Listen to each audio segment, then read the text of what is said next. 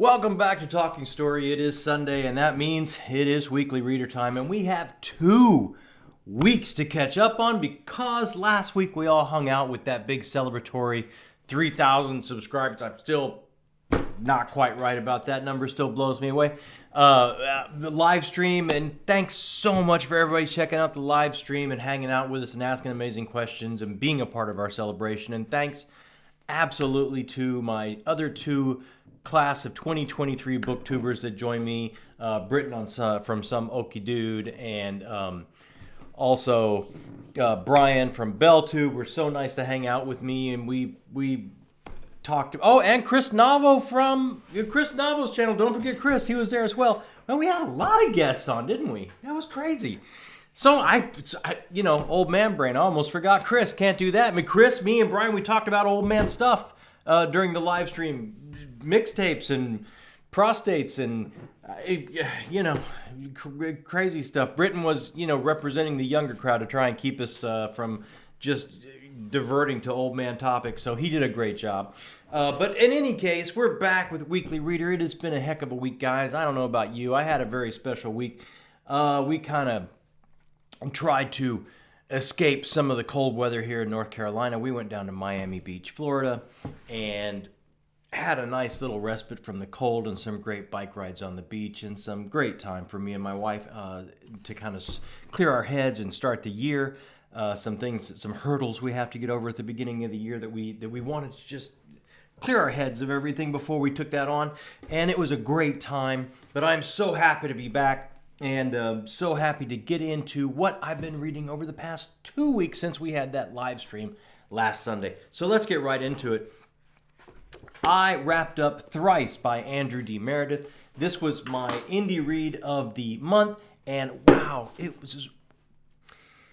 it's that father-son dynamic, that father-son journey, that road story of a father and son on the road that just hit me right where it hit me, because we build this channel with my son, and it was just pretty kind of a special read. I was so happy to finish it. I was so happy actually to get a chance to talk to Andrew D. Meredith on the channel. If you haven't checked out that interview, what a thoughtful artist. Not only this, but his epic fantasy series, which I have not started yet. I have the second book to this, Fourscored, which I have to get into very quickly, because this kinds of ends leaves you hanging in a way. Not a horrible cliffhanger, but it does make you want to pick up the next book. So if you have not done the Needle and Leaf series yet, check out that interview. It's spoiler free about the topic. It's an amazing Slavic inspired fantasy world. Some great lore that he brings from his own imagination.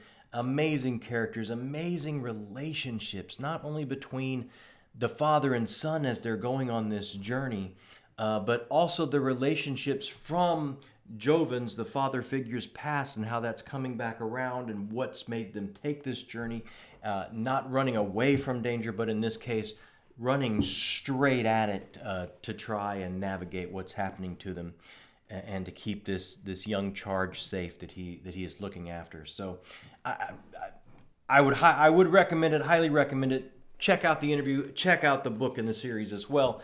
Then, I went back into the Sun Eater universe with Lesser Devil this month, and this was a pretty cool read. This is considered to be 1.5 in the Sun Eater series. It kind of happens back on Hadrian Marlowe's home world after he has left, and he has left his brother Crispin, and he has left an enormous hole in Crispin's psyche. They left on not the best terms. I'm not going to get into it, but they left on not the best terms, and growing up without that younger brother that in a lot of ways he idolized and looked up to, his personal journey to become the type of man he wants to be and not just mirror his father takes an interesting turn in this story when he comes into contact with a group of Catholics who have been granted a bit of land on the home world to live as kind of like a living museum. And this was such an interesting journey after speaking with Christopher Rocchio for me, because in speaking, he let me know. It's like when I started, I'd kind of fallen out of the church, and then by the time I was writing this, I'd kind of come back to the church. And it's like to see his personal journey, and to see in 20,000 plus years in our future, the chantry has a course taken in this universe, the idea of organized religion, and taken the tenets to use as control, authoritarianism, and power over the citizenry. But there is still those living by the tenets of the New Testament and trying to live by the word of Jesus Christ, and they're living in this little spit of land on Hadrian Marlowe's homeworld, and Crispin has to hide out there among them for a while, and in so doing starts to learn a little bit of a different way to look at the world and metaphysical reality and spiritual reality, and start to even take a further turn from maybe possibly the way his father has raised him, and expanding his mind and opening up his mind to possibilities, just not being under the chantry's control, but seeing other philosophies. And again, everything you would expect. It had almost kind of a Sergio Leone Western feel of a town besieged by hideous villains riding in, and at the same time, it had an underlying level of philosophy and interesting, thought-provoking material, just as I have come to expect from Christopher Rocchio. So I absolutely enjoyed this quite a bit, and I can't wait to continue my journey in the Sun Eater universe.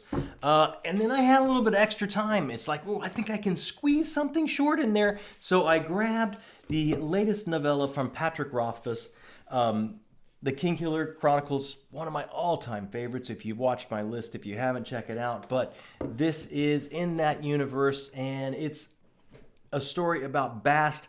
And I know it is based on a piece about Bast that he had already written, but he expanded it here and added to it, refined it, as he seems to be always tinkering, and to his own detriment, I think, apparently sometimes, because I know a lot of people have given to a wonderful charity and are waiting for a chapter, and I just think the poor guy just can't stop tinkering with it to his own detriment. But in any case, I absolutely, with his work, try and separate everything you hear recently about the artist from the art. And I picked this up and give it a read because I love his prose. It is so lyrical. It is so poetic. And this did not disappoint.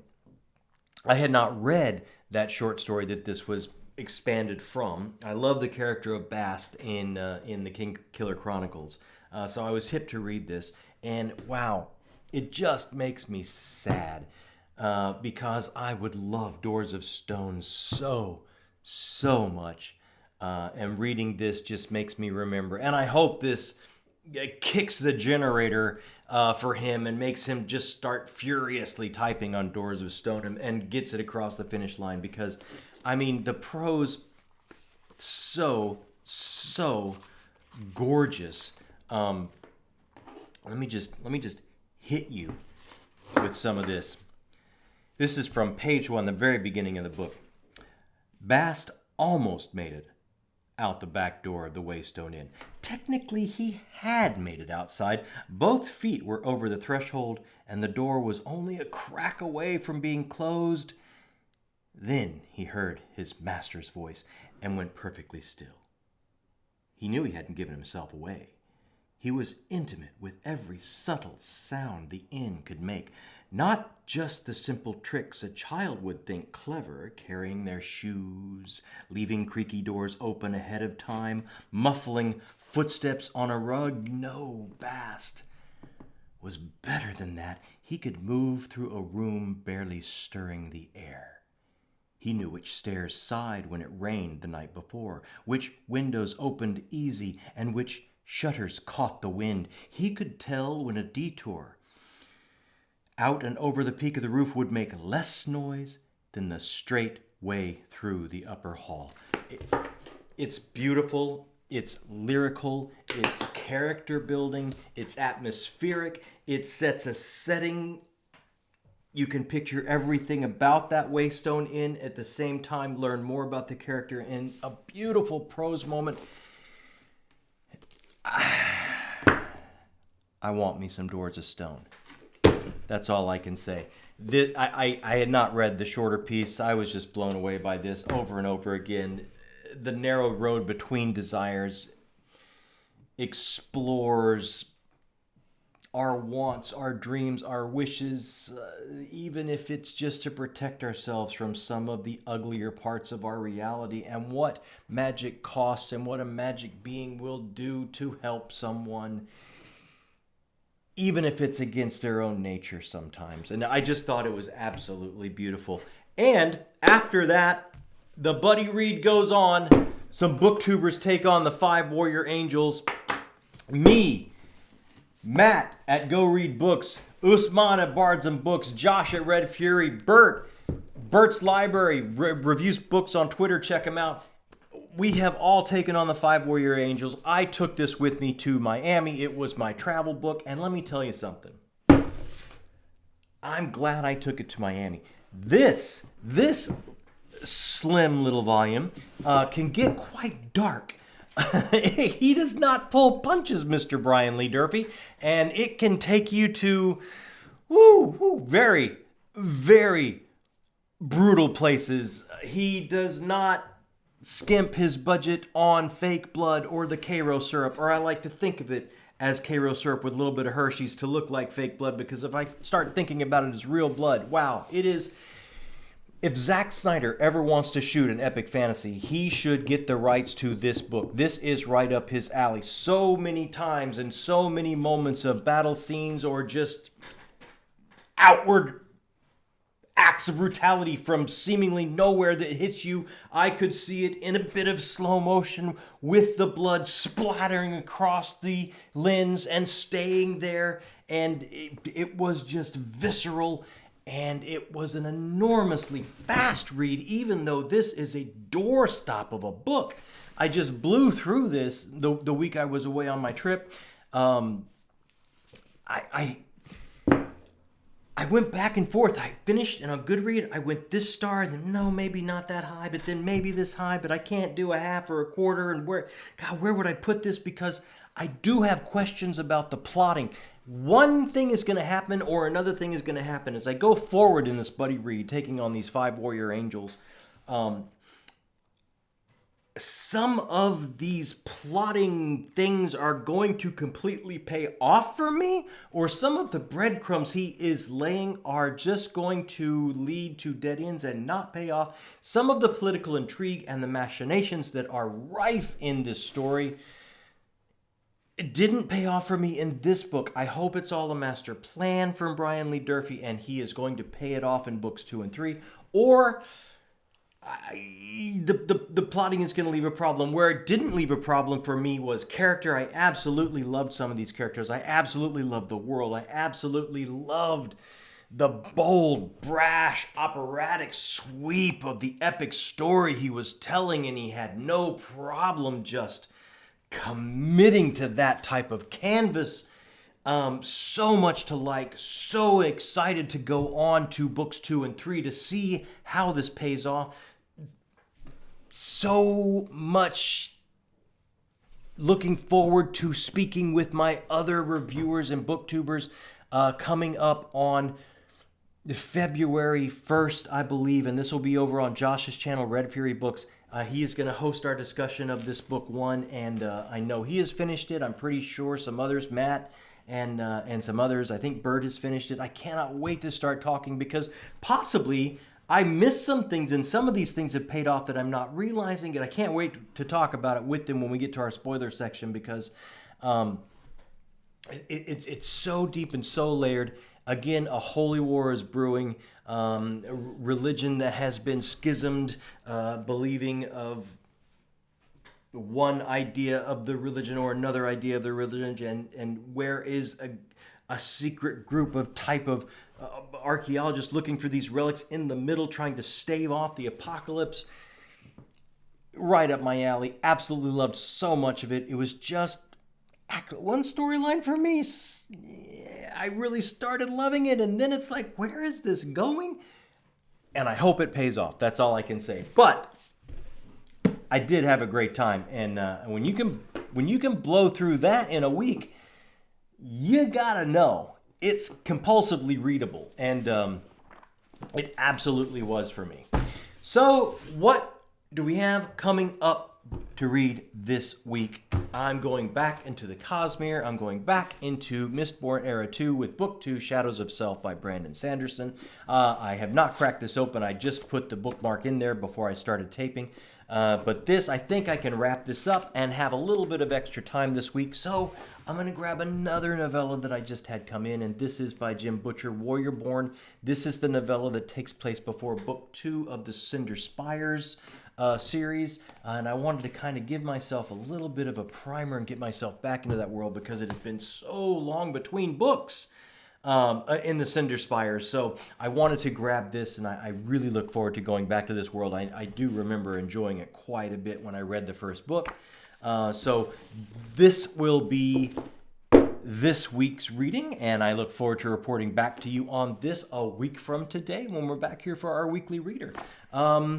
What did we get up to on the channel? Oh, like I said before, we had a chance to talk to Andrew D. Meredith about Thrice and Fourscored and his Needle and Leaf series, and about his process, and about what brought him to writing, and about how it's a family business. And we got to go over his entire artist journey with him, and it was just a great talk. I absolutely enjoyed the time that he gave to me and spent with us here on the channel.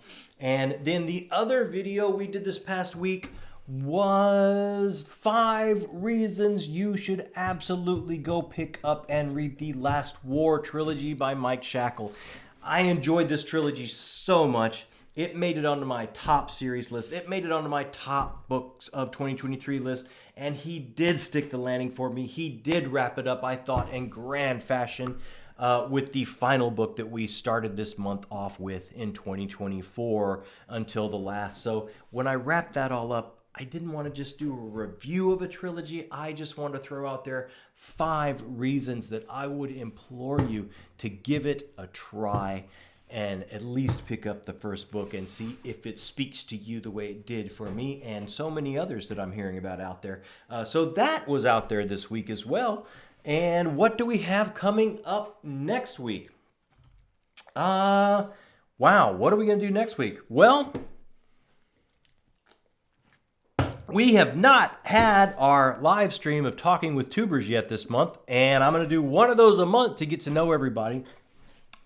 And I don't get to know anyone brand new this month because when I was on Andrew's Wizardly Reads over on his channel, he said, oh man, let me come back on your channel because we had so much fun talking and we could have just gone on all night. It was one of those situations. So I said, absolutely, let's pick a date. So we're going to have Andrew from Andrew's Wizardly Reads Tuesday night, and we will put out the little schedule reminder for you guys so you can all join us on the live stream.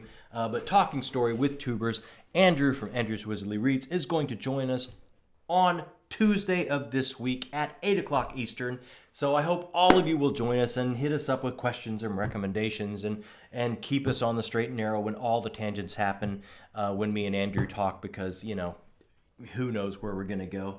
But I can't wait to talk to Andrew again. He was absolutely the best, and I love it when I talk to him because he always gives me so many great indie recommendations that I have not heard of or not picked up yet or not put on my list yet. So I'm absolutely looking forward to that Tuesday, and I hope you join us.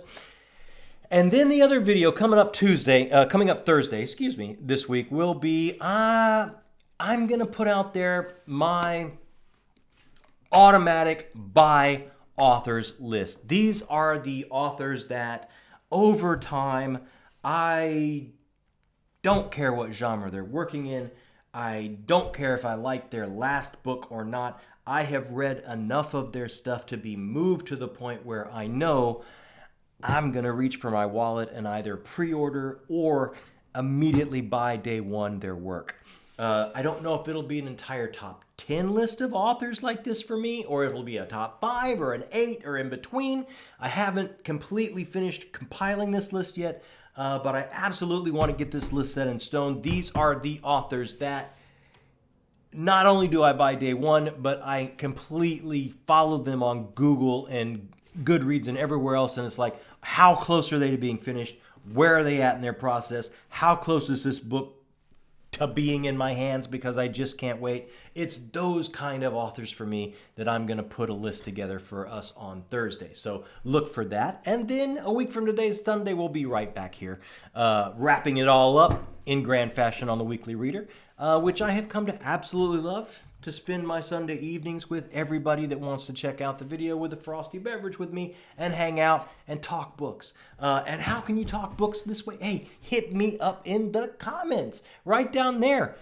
Had you checked any of these out? Am I missing something? If I love these, should I think about something else? I love comments. The whole reason Jacob and I started this channel was I wanted to talk to some book people that love reading as much as I do. So I try and answer comments immediately right away, because that's the whole point of this experiment of this channel, is talking to you guys. So hit me up. That right down there, that thumbs up, that like button. If you haven't clicked that yet, just go ahead and click that for us. Helps everything we do here. And if you've checked us out a time or two, or maybe this is your first time and you just kind of dig what we do, hit that subscribe button. Oh, it's so easy. It's so easy. I mean, it's a click, and that's it, and you're done. Microsecond, and you've done it, and it feels good to hit that button. Just give it a try. You'll see what I mean. What have I been up to as far as TV goes? I did wrap up For All Mankind. The finale did not disappoint. Wow. If you have Apple Plus, get in on this series. Phenomenal ending. I did enjoy the ending to Monarch Legacy of Monsters. That ended on a high note. I hope they get another season. What else did I kind of started Black Mirror. I hadn't watched the most recent season of that, so I kind of got the first couple episodes in, and always fun. I love Black Mirror because you can just get a little hour story here. It's almost like a collection of short stories when you want a palate cleanser from a collection of short stories, and you just want to not have to sink yourself into 800 pages or 500 pages or a full novel. Black Mirror is like that for me. It's always thought-provoking stories, and they're always a quick hit, and you can always just grab one and watch it and then move on about your day. I did wrap up the Jack Reacher Season 2, and wow, what a finale that was. It went boom. It went boom real good. It was a good time. It was a lot of fun. I enjoyed it. And hey, if James Gunn happens to care what I think, you should pick up the phone. You should pick up the phone and call this guy, because he would make a dang fine Batman. I don't know who you're signing to do Brave and the Bold, and I can't wait to see it. And I haven't been excited for DC movie in a long time, but you taking over has done it for me. You should give this guy a call. This guy would do a great job if you care what I think, and I'm sure you do. I'm sure you think about it a lot.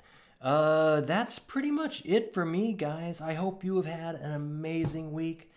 I hope your 2024 has been filled with 5-star reads and has just been going swimmingly, and you're having a wonderful, wonderful year so far, and everything is great in your life, and there is no stress or pressure, and you are just absolutely living the dream. I hope that for each and every one of you that checks out the video, or each and every one of you that doesn't check out the video, just all of you out there. I hope that's true for you.